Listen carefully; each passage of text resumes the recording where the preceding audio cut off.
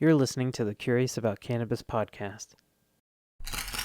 Well, let's start with the endocannabinoid system. I did have an opportunity to look at some signaling going on there, CB1 and CB2. That's not to say that the endocannabinoid system is only CB1 and CB2. That's, I think, a misunderstanding that is frequently, what's the right word here? That's a misunderstanding that is frequently used to talk about an endocannabinoid system.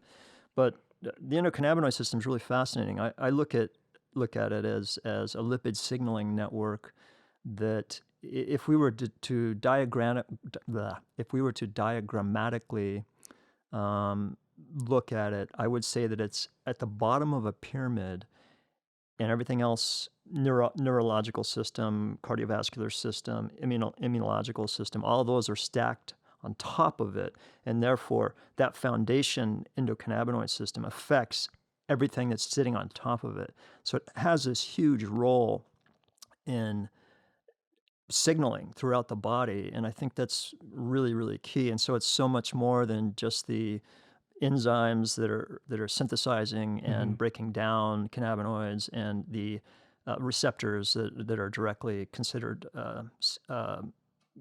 cannabinoid receptors, such as CB1, CB2. There's, now there's a putative CB3. It looks like there's probably a CB4 and a CB5 at this point, but it's too early to actually call them that. But there are a lot of compounds that, there are a lot of receptors that actually bind our endocannabinoids, as well as the exogenous cannabinoids in our body.